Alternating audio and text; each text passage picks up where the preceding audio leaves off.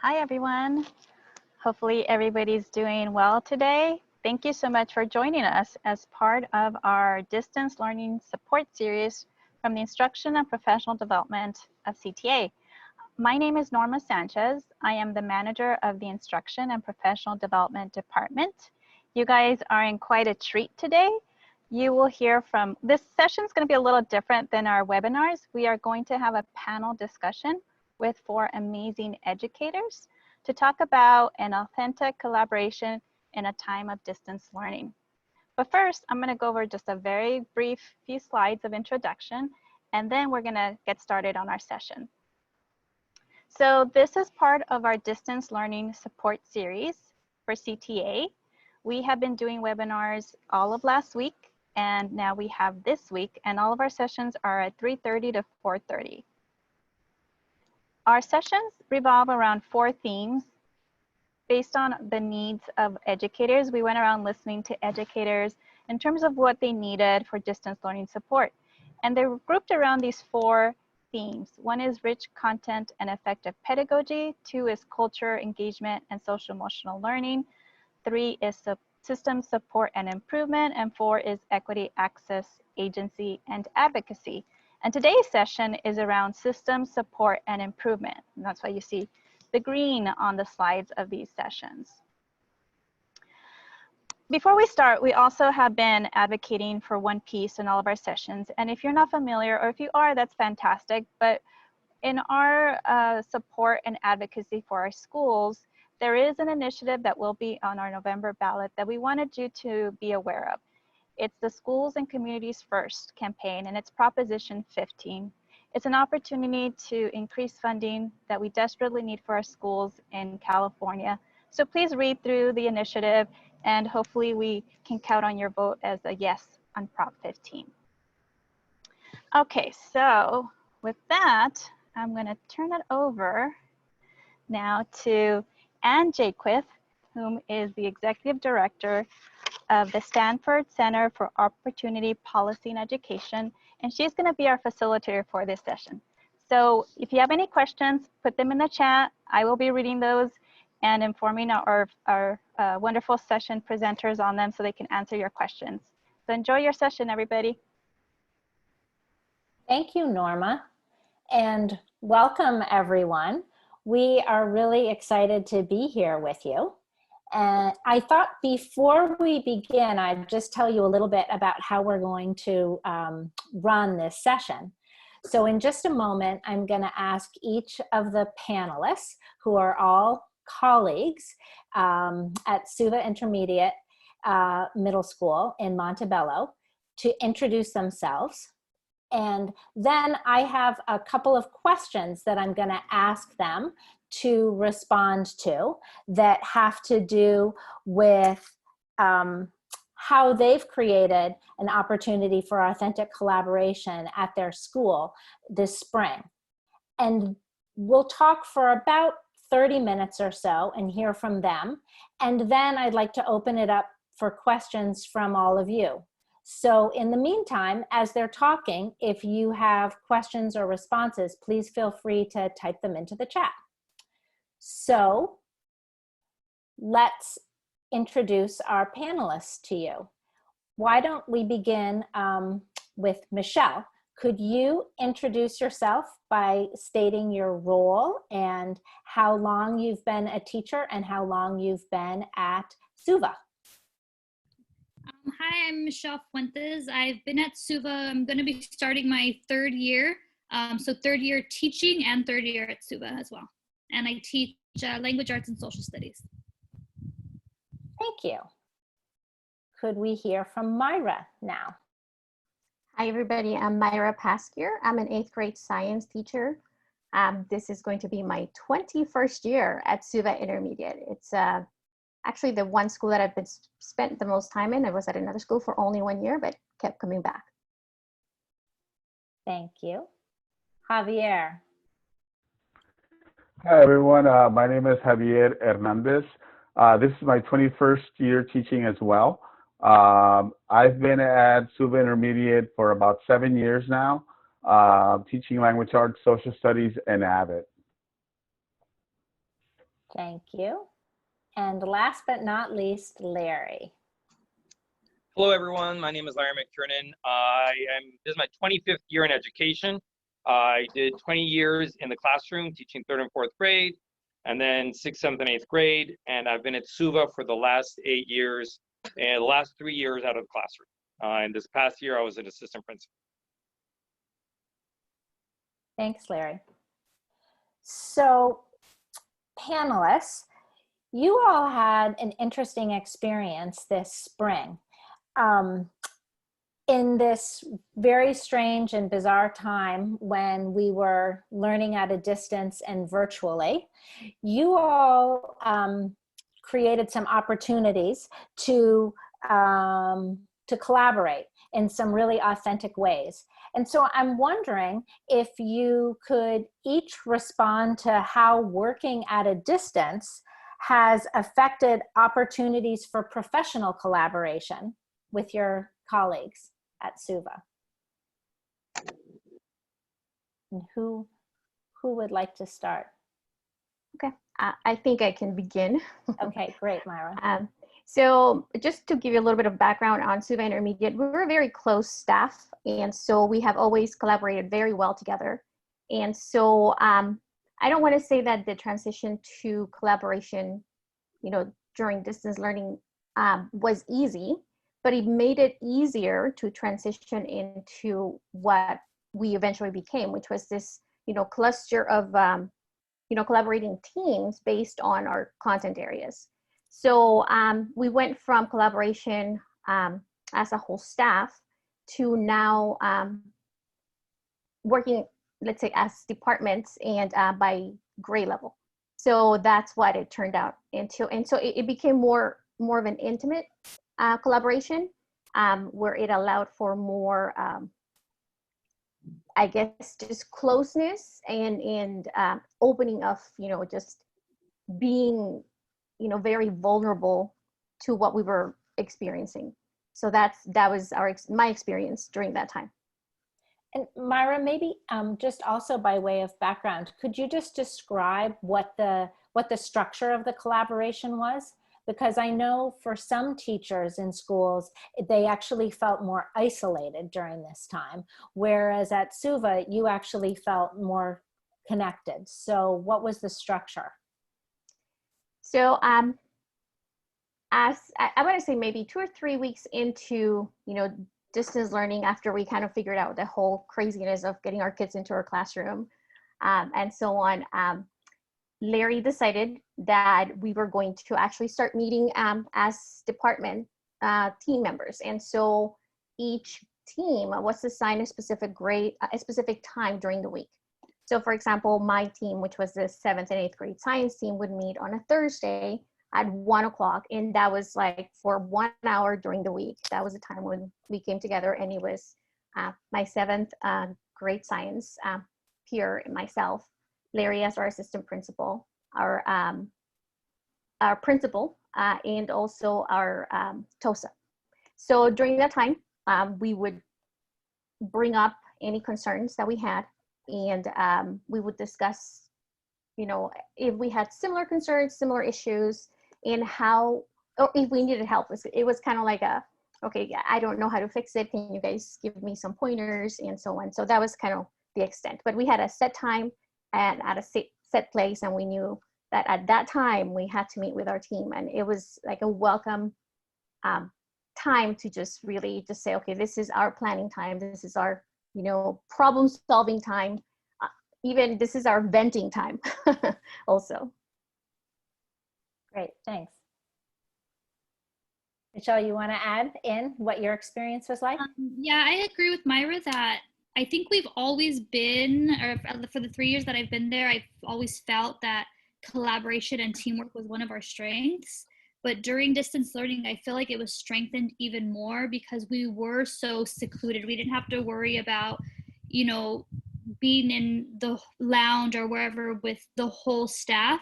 It was just, us and our team members, and then admin.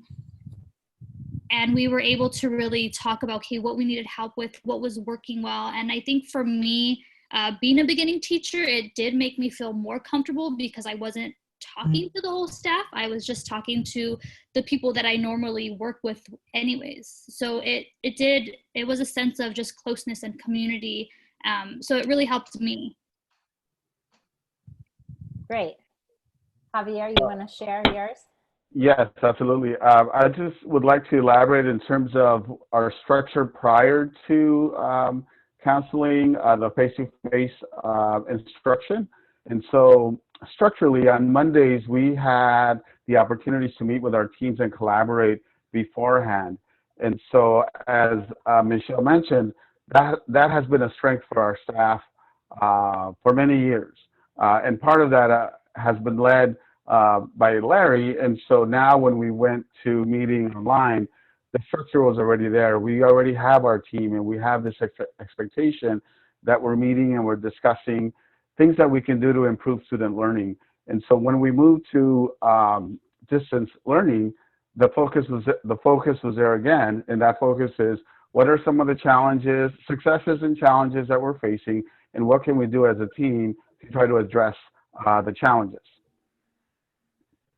That's great. Larry, do you want to share a little bit about what was in your mind in the early stages, early days? So yeah, so I part of it was that I was reaching out to a lot of teachers, or a lot of teachers also reaching out to me, and we were all trying to solve problems disparately, right? And one of the things that we do at SUVA, as everybody's mentioned, is that we collaborate, we problem solve together, we try to learn from each other constantly. So by the end of the first week, like on a Thursday, I just contacted my principal. I said, why don't we just set up a structure where we just support teachers collaborating? We just kind of made it. And so I reached out to everybody and said, hey, would this be a good time for you? We want to do one at 11, want to do one at 1. And so we met as somebody out of the classroom. We met 8 times a week, Monday through Thursday, just with teachers, and very much in this manner where it was come in, how can we help you? And it really was, how can you help each other? And that was really what it was about. It was, so there's some things that you're having difficulties with that, they're not necessarily connected to instruction. They're connected to reaching out to students. Well, let's help you take care of that. And we'll make sure that we can do that so that you can focus on what we do, and which is help our students learn. And then in the process, learn together. Like we had I think a wide array of experiences with online learning. Some people would already using Google Classrooms, and others who this was brand new to them. And so using that structure so that people could learn from each other, I thought it was really beautiful to watch how people really were vulnerable, has been mentioned, and also stepped up and supported one another.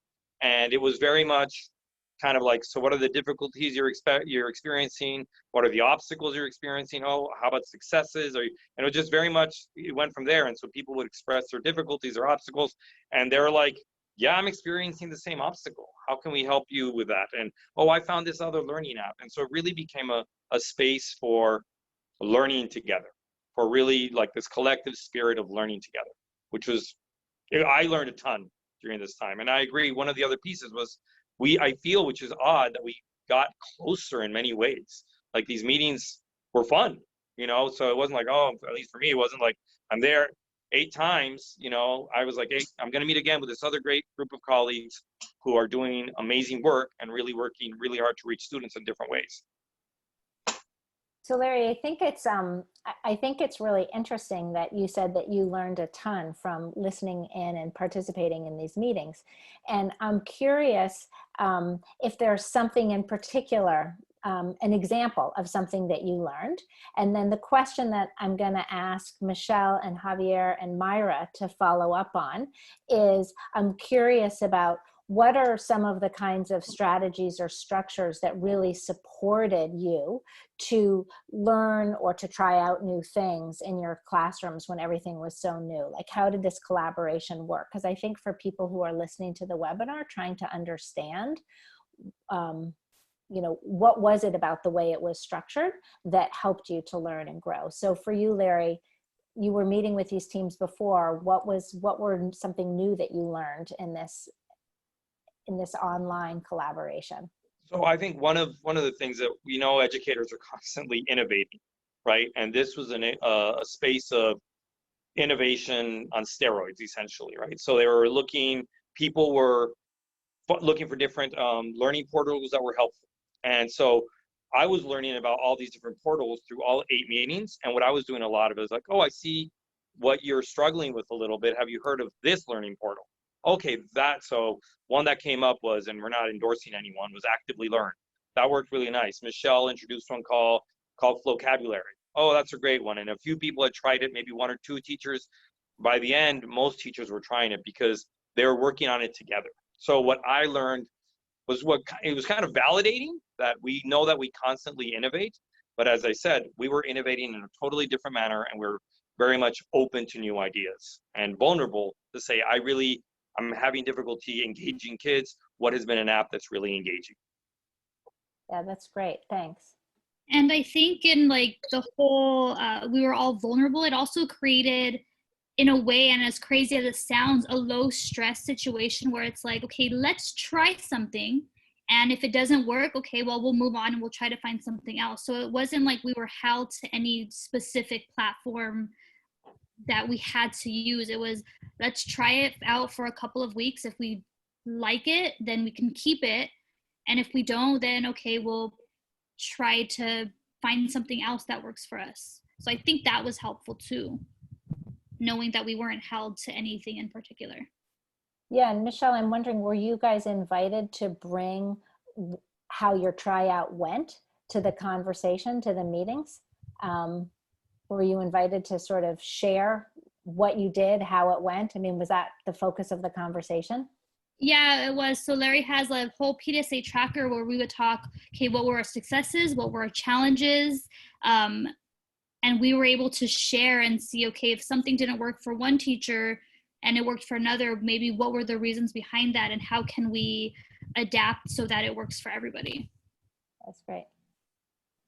So in addition to that, just to add to that, so we were collecting data along the way in different forms, not necessarily quantitative data, just, how it would work for us as teachers. There are certain platforms that didn't work for everybody. So one thing that made it easy, well, I don't want to say easy, I would say more open, and like Michelle said, low stress, was that it didn't feel like we were having a staff meeting. It just really felt like we were just talking to like people who were going through a very similar situation in a time where everyone was stressed out about what was happening. Hearing that other people were struggling with similar things was kind of like it really lowered our anxiety. Like it made me feel, okay, it's not just me. And so and it provided us with ways of dealing with it. And so in a time when we felt isolated from the world because we were teaching from home with different situations, this 1 hour that we would meet with our group and we were talking about how our kids were working, or if we had similar students who were struggling, and we put our heads together to try to come up with ways of helping them. We were helping ourselves to feel connected to each other, and so it continued that that sense of connection that we have with our school, with our staff members. So from the social emotional level, for teachers, it was just like a sense of sanity for us. It just kept going, and it just added to our, all right, at least for this 1 hour, things are as they were when we were in school. So that sounds like that's really important, right? Because I was teaching online this spring too, and it was, we were juggling so many things, right? It was kind of exhausting. So it sounds like to have this hour each week that was refreshing and sort of refueling for you was probably really helpful. Yeah, I never thought you would look forward to a staff meeting so much. It's just one of those things where you're like, it's just, I wanted to talk to them. I wanted to see if they were going through the same thing. And many times, I don't want to say that it turned into a venting session, but it was more like, it's like the validation of it, what you're going through. It's legitimate. It's what most of us are going through at this time because we've never gone through it before. Yeah. So, you know, the whole idea of like, we're in this together, it really turned out to be that, yes, we were experiencing similar, you know, things as we were going through distance learning for the very first time. Yeah. Yeah, Javier? the one thing that I would add is this idea that this was organic, and so that we were sharing the experiences that we were facing, and so it wasn't like Larry or our principal was dictating to us, these are the things you need to complete, or these are the things you should accomplish within these meetings, but rather we were sharing our experiences, our successes, our challenges, and Larry was there to facilitate and guide the conversation and offer ideas, but it all was based on what we thought was important at that time. And so when we met, it was based on our needs and not anyone else's, but rather that team and what they were dealing with or faced with. Yeah, so that's actually a really powerful notion, isn't it? That it was what you all were bringing to the table, and you were sort of setting the agenda and driving the conversation and supporting one another. And then it also sounds like from that Larry was able to bring ideas that he was hearing from other teams into yours. So he was sort of able to act as a broker of ideas, if you will, across the school, which is pretty powerful. I'm wondering if there are, I want to, for the folks who are listening, if there are particular questions that you have that you'd like to hear the panelists address, I want to encourage you to put those into the chat. And there's one question that did came up, and it's somebody said this sounds very similar to a PLC, a professional learning community.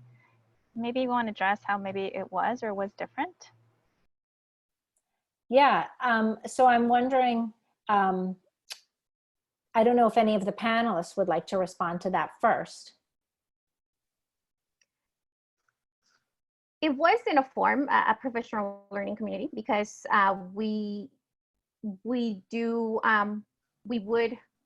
have a specific goal. We would set an objective, and we would follow through, and then we would collect data and report back. So there's a specific cycle that went along with it, and Larry will probably add more to the PDSA cycle. And so it was a way of develop as professionals and support each other as professionals. So in a way, yes, it was a form of a PLC. Larry, do you want to talk about that? Oh, go ahead, Javier. It's very similar to the professional learning community aspect. The one big difference that I noticed with the PDSA cycle is that the window is much smaller. And so you're gathering data more often, and so therefore you're making adjustments to your instruction within a week or 2 weeks, so that you're not waiting a longer period of time. When I remember the professional learning community cycle, that took 6 weeks. And so this is a much shorter window, and you're constantly gathering data, and again, to make adjustments to your instruction. And within this structure particularly, definitely we would try something, and the next week we would discuss, okay, these are the things that went well, these are the things that we should modify, or perhaps not even continue because it's not working with our students. Yeah, and what I would add to what Javier said is that professional learning communities or those cycles, there's no sort of right or wrong length of time. And I know what I found in my own research is that the closer, the narrower the time frame, as Javier just described, the more successful these tend to be, because you're able to iterate and to adapt and to make adjustments more quickly based on the real-time evidence of what's happening in the classroom with students. And so that's during a distance learning kind of environment or not, either way. Larry, would you like to share some more about the PDSA cycle and how that's informed your work?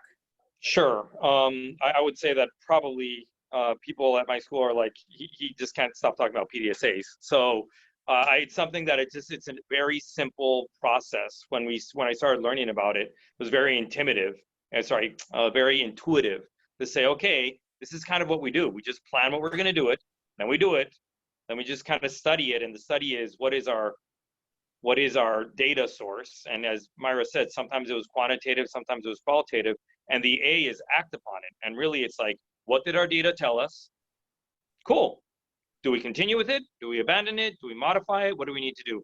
And it's very quick. So the way you spoke of it is kind of this very quick iterative process is exactly what it is. And so you can go through a PDSA cycle, sure, in 3 or 4 weeks, but it's ideal if it goes through 1 week and you just find the data, it worked really well, move on. So I just think, I think that's what was powerful about it, that it was quick, it was easy. And a lot of our growth came from looking at data saying, okay, our greatest source of data is our students, right? What are our students telling us? There were some of our learning portals that we've been using that we thought were effective that kids were just not interacting with. They're not engaging. And so immediately, instead of saying, well, how do we make this one more effective? It was like, well, why don't we just not emphasize that? And maybe there were some other ones that are more engaging. And so I think really looking at how students are engaging with all these different portals was one of the ways we learned together. So I think that's also what made this successful, that we saw growth in very immediate, direct ways, week by week. Yeah, that's a great example of dropping a portal that the kids weren't feeling attracted to. So that's an example of evidence-based practice. There's a couple of questions that some of the participants have asked about. One person was asking about how did your specialist teachers, either the special education teachers or other specialist teachers in your school, participate in these conversations? Did they at all? Could one of you talk about that and how that was helpful? So I'll jump in on this one. So specifically for our SDC team, and say SDC, what that team is. Special day class, mild moderate setting. For a special day class, mild moderate setting, and for emotionally disturbed setting, they have their own PDSA team. So we met with them. And then for our RSP teachers, they actually jumped in on a lot of meetings so that they would also be able to see different ways to support students. So everybody jumped on. Our counselors also jumped onto a lot of the sessions to see how they could support. They were learning, trying to see any students that needed any kind of mental health referrals, or just students that we needed to reach out a little bit more that we noticed were struggling or having a little bit of anxiety. We did have students with COVID. We did have families with COVID. So reaching out to them, and these things came up during meetings. So it was the learning side, but as Myra said a few times, it was also the SEL side that mattered. So everybody jumped on. SDC, ED had their own team, and then RSP was on everybody's team. That's great. And then when you said they jumped on, was there a special invitation that they were given? How could like Myra invite one of them to join? Did they just come in when they wanted to? Sort of how'd they know? Those teachers, right, have to attend to all of the kids in a school, so they couldn't be on every meeting, I'm assuming. So I'm just wondering how that worked. So we just asked them to meet. So for RSP, we asked them to meet with the team that they worked with the most, right? So we had 2 different RSP teachers, one who worked with sixth grade and one who works with 7th and 8th grade. So we asked them to attend those meetings. And it was, if it was getting overwhelming, we said, that's okay, move back. And the counselors, we just invited them to every meeting without an expectation that they would attend every meeting, but they were always invited just in case. And interestingly, they attended almost all meetings. They just chose. Okay, so they must have, people usually vote with their feet. So if they weren't expected, but they chose to attend, that's probably a sign that they found them useful too. Great. There's another question from someone who's listening to you all talk. And this person asks, I appreciate the perspective of collaboration among teachers being less intimidating. And this person's wondering how the less intimidating atmosphere was achieved. I think Michelle had said that it was not so intimidating to share and to try out new things. And I'm just wondering, you know, but Myra, go ahead if you've got a response. That's okay. Michelle can go. I can add to it. Well, really, I don't know how it's been achieved because I still feel, you know, I'm newer, but I know that from the minute I started at SUVA, even before I would sub, I've always felt welcomed. And it was just, you know, teachers asking if I needed anything or if I needed help. I just always felt like I had somebody at all times to ask for help if I needed it. And they're just really welcoming and friendly. I don't know how it was achieved because I am new, but I do appreciate it. I just know everybody's welcoming. I don't know, Myra, Javier, you guys have been there longer. You know, I mean, being at Suva since actually I started teaching, I think that has been I think that's just the culture of our school. We are a very welcoming staff, and regardless of the changes in administration or in our, teachers and so on, we always tend to just kind of open everybody with welcome arms, and it's just a natural thing that we do at Suva. And I don't know if we must work at it because it continues to happen, but it's just part of who we are. I think that's what's going on. And the fact that we were doing this during our regular meetings on Mondays, it was just a natural, like Javier said, it was a natural transition to distance learning meetings, on a smaller scale with just our groups, our content specific groups. I'm wondering, go ahead, Javier. Yeah, the other thing I would add is definitely, there was a history of collaboration, and so you're building off of that experience. But the other piece is that we are in the midst of a pandemic, right? And so we were in such a context where we were open to being vulnerable. And so one example is a teacher who is sharing that they're having a hard time addressing the fact that some of their students are not showing up to the Google Meet. And so he's figuring out a way to, how do I get them to engage? How do I get them to participate? So that's one aspect of, as a professional, I want my students to learn. But then the other side of it was, well, how do I know that I'm not just being this teacher that's being unreasonable about the fact that maybe my students are not able to connect, or maybe my students are watching their siblings when they're supposed to be joining our Google Meet. And so just being very honest about this conflicting experience. Yes, I'm a professional teacher, but I'm also considering the humanity of my students and what they're experiencing during this pandemic. And so that, to me, and the fact that we're willing to listen to that and provide support, that creates that type of culture that I'm not going to judge you based on your experience, and I'm here to support you as much as I can. And perhaps just listening is one way to support you as well. And so that, to me, was a good way to remember that we were very vulnerable and willing to share exactly what we were experiencing.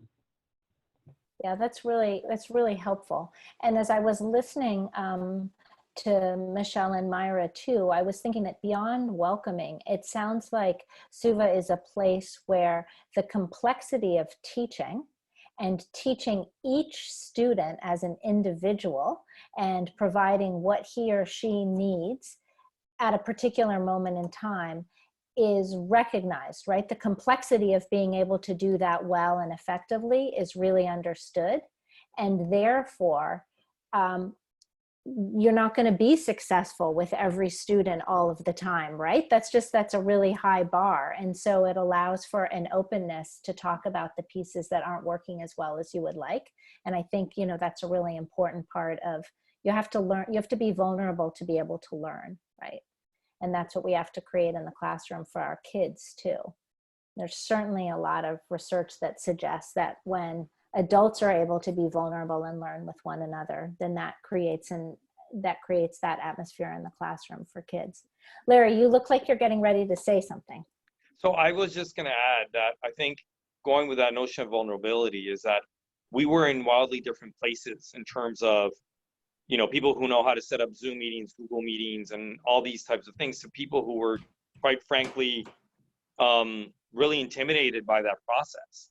And so putting that on the table, and there was a level of trust among us that people would know that if I come and say, I actually don't know how to do a Google Meet, who can help me with that? Whether it's a teacher, whether it's me, whoever it is, was really important. And I think the pandemic everybody has different levels of expertise. And I think the pandemic in many ways was a huge equalizer, that people, sorry, things are appearing on my things, that it was a huge equalizer where everybody was vulnerable, nobody was a super expert in anything. And we're all putting that on the table, that we're not all super experts in anything, and we're learning how to do this. The first Google Meet that I planned was the first Google Meet that we did. It was that simple, that we just started, we're all going to learn on this together. And I would say, you know what, for me, I would say, I don't know, I'm going to try this right now, see if it works. Oops, it didn't work. And I think that idea that we were all experimenting and we're all trying was really important. Yeah. So speaking of trying and experimenting, one person who's listening to you all is hoping that we were going to talk a little bit about how to foster or guide or support authentic collaboration among students in this time of distance learning. That wasn't something that we had planned to talk about, but I think it's a really good question and follows from, supporting authentic collaboration among adults. How did it happen for students last spring, or how are you planning for some sort of collaboration with the students, among the students in your classroom this year? Does anyone have a thought to how to speak to that? Or what would be important to keep in mind to support collaboration among students when learning at a distance? So go ahead. Okay. So I think it wasn't as difficult, in the spring, and I think that's because we were able to create those relationships and that community in the classroom. So we would work together using Google Slides or Google Docs, or even like different ways to collaborate, even just through the Google Meet. I don't know how that's going to look in the fall. I'm going to be working on building that community from the start, but it is going to be a little bit different just because everybody's going in there, not knowing the students, not knowing each other. I'm getting sixth graders who are coming from 2 or 3 different schools, so many of them don't know each other as well. So, I can anticipate a little bit of, obstacles that we'll have to overcome. But I think just using the platforms that do allow for collaboration is going to be useful. So I am planning to even though I never did this during the spring, in a virtual setting with Google Meet set, I didn't have a chance to have the kids collaborate, even though in a science classroom, that's basically what you do. So this year, with incoming 8th graders, my thought is to really take advantage of the breakout rooms in Zoom, with possible, reservations with the fact that I have to have some kind of person who's going to be monitoring, at least at the very beginning, to set expectations. So I have already talked to our TOSA, and I've asked her to kind of join at times, and I'm planning on maybe asking Larry if he's available. Anybody or counselors who are able to say, I'm planning on having, small groups this time. Can you just you don't have to do anything except just kind of be there, so the kids know that you're there, at least so that they know that there's somebody who's going to be kind of monitoring and keeping track of the conversation. And once these rules and expectations are established, then I can start to slowly release them. That's my plan. I will let you know how that works. It works with my college kids. I don't know how it's going to work with 8th graders, but I will come back and update you on that. That's great. So I anticipate that that's going to be happening a lot, actually, that we're going to be having small group instruction. I've heard it from a few teachers, and all I can say is that I have a feeling that part of what's going to happen is that we're going to put it on our PDSA cycle and experiment with it and see what were some of the obstacles, what were some of the successes, what were some of the difficulties, and work it out. Because I'm a big fan of, heterogeneous small group instruction as it is. And if we believe, the other things that if we believe that collaboration helps us learn, I think a lot of our teachers really believe that collaboration helps students learn. So I think intuitively, I think we're going to be doing that, and we're just going to figure out ways to support one another so that it's effective. Yeah. So there's a series of, there's a few other questions in the chat. So let me just sort of toss them your way and see. Kind of shifting gears a little bit. Someone was wondering if you had to temper or manage parent expectations around the learning last spring, in that this was something new and you weren't expert at it. And so wondering, you know, did you have experiences with parents being unhappy, or how did you communicate to parents?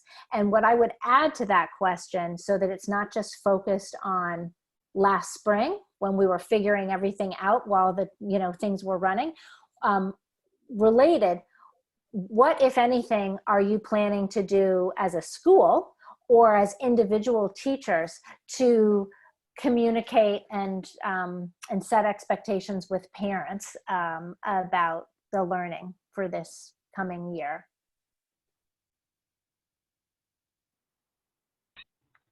I can begin to answer that question. I think one of the reasons why we were successful in the spring was that many of the things that we implemented, students were already experiencing prior to the suspension of face-to-face instruction. So if students were reading articles on Newsela, annotating those articles, writing a summary related to their analysis of a central idea and supporting details, etc., that they were continuing that kind of learning while they were at home. And so for parents, I think we didn't meet face to face, but the expectation was very similar based on what the students had access to. So for me, as a language arts teacher, we were reading a read aloud, The Giver. So students had a copy of the book, and so I would read the book once a week, and then we would again take notes, answer questions. And so the expectations were very similar. And so parents, I think, perhaps didn't see that much of a difference in terms of the way we structured our classes beforehand. It's nice.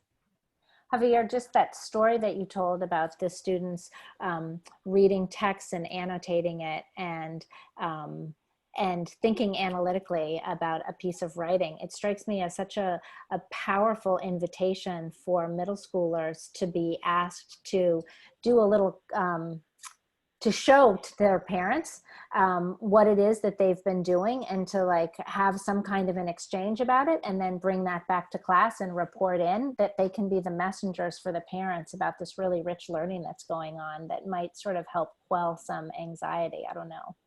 Definitely.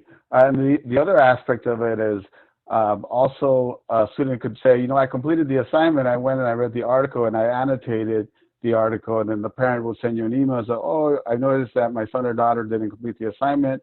They told me they did complete the assignment, and I could take a screenshot of the text and then send it back to them and say, actually, they haven't completed the assignment yet, so therefore, you know, work on them finishing the assignment. So there's the other side of it as well. Yeah, yeah.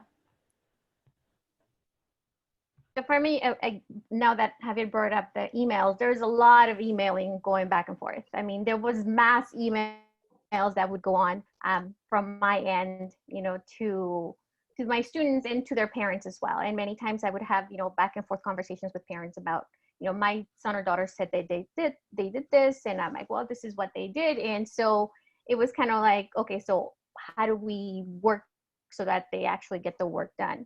I also use the Remind tool, Remind app with my students, and my parents are also welcome to join. And so that was another method. So there was communication in that, but again, just like Javier said, it was a continuation, the consistency that we had from before.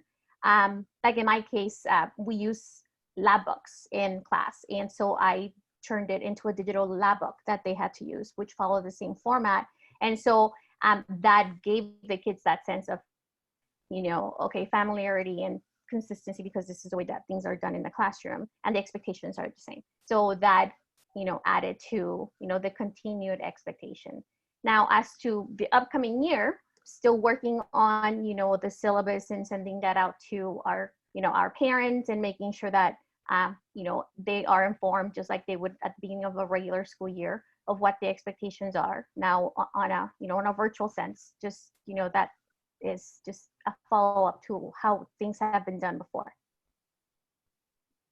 Yeah, another thing that I'm looking into for just communication with parents is I know there's some sort of tool on Google Classroom to invite the guardians just so that they get just an overview of what assignments are coming up or what's missing. So that way they're aware of what's happening. And then I do want to set up like Google Forms if they have concerns or questions that they can just submit and I can respond to them that way as well. Nice. Yeah. All I'll add is we've already done a parent orientation, a Zoom parent orientation, and I expect that we're gonna continue doing it. We're also gonna create Google Classrooms, so for parents specifically to answer questions. We didn't get at an administration level, just to address the other part of the question, the idea that we weren't experts or anything like that. We didn't get any questions or concerns about anything like that. So I think we're fortunate that I think our community trusts us, and they know that we're going above and beyond, and we did go above and beyond. So I think that was part of it. As we always said, nothing was perfect, but we're always doing our best, right? Larry, we should have started with this, but someone was asking about just what is the community, like what are the demographics of the students and where you're located and the folks that you serve. So maybe could you just give a little descriptive overview of your population, and then I cut Javier off, so then he can go after. Javier, you want to go? I'll go after Javier. Go ahead. So the only thing I was going to add to this conversation around the parents was also, I think, a sense of understanding what the students were going through. And so the fact that over a weekend, students were not taking one class online, but they were taking 6 classes online. And so for us as educators to be aware of the challenges of that and being, just aware and willing to understand. And so if a student who's been focused and doing their best and all of a sudden they're overwhelmed, parents were really looking for a reassurance from us that we understood that and that we were okay with that and that we were willing to help and support students as much as we could, considering the changes that we were going through. So that's the only thing that I thought was important, that we showed empathy towards our students as we made this major change in terms of teaching and learning.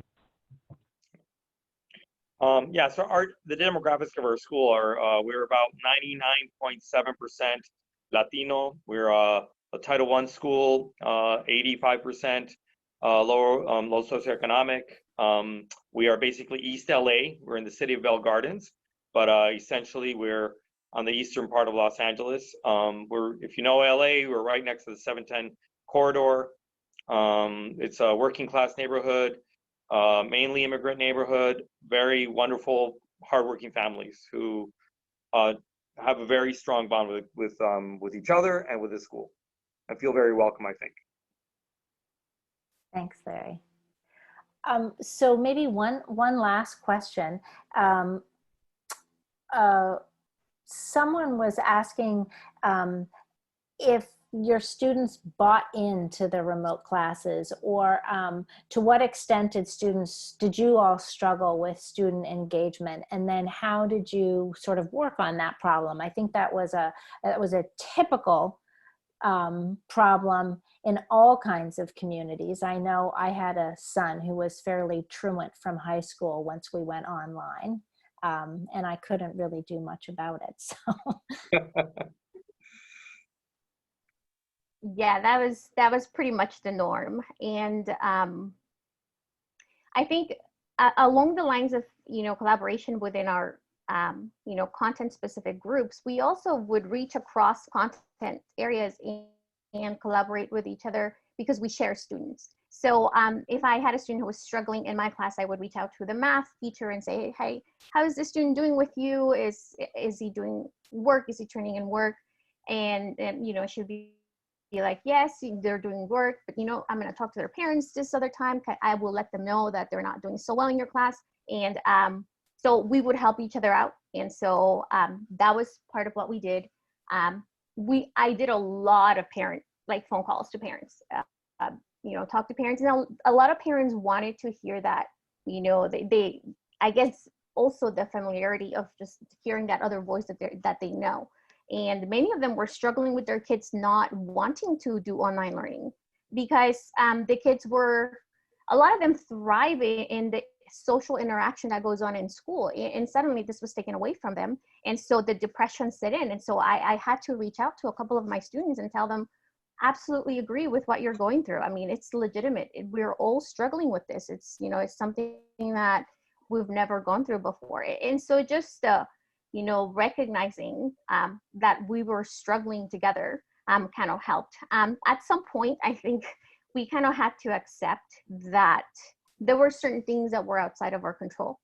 If our students didn't have access to devices or Wi-Fi for whatever reason, as much as we could reach out, they weren't going to get the work done. And if their other needs were not being met, maybe there was, COVID in the family, or, parents had lost their job. I mean, school became kind of like not really a priority. So again, being cognizant of the fact that there were many other struggles going on at home.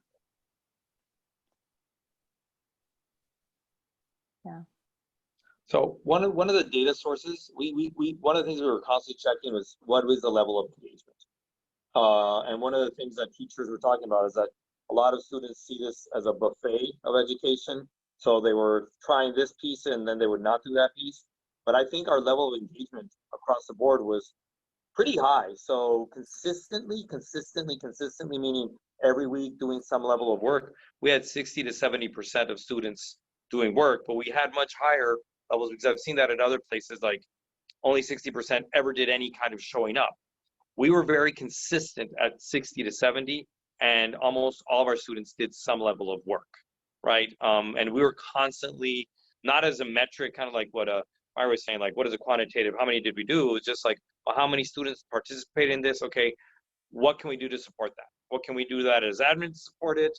And we're constantly looking at how to get our students, because one of our other concerns is, if they weren't there, we really were concerned about what was going on in their lives. So how can we reach out? So we reached out to neighbors and said, have you seen them? Have you heard from them? And trying different ways to reach out, because at the end of the day, that was one of my biggest concern is, how are you doing? Are you getting food? Let's make sure that those needs are taken care of. So we're also reaching out in that manner.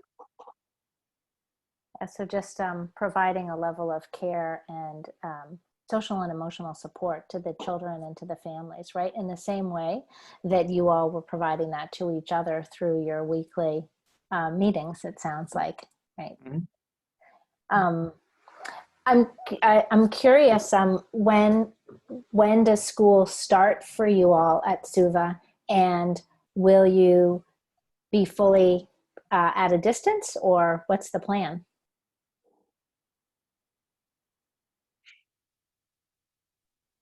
Well, we get our kids on Monday of next week, right? And we are fully distant learning. Our first 2 days of training, professional development, is this upcoming Thursday and Friday. And we start with Monday, the 17th. And we're still getting ready for it. So that's where we're going. I bet.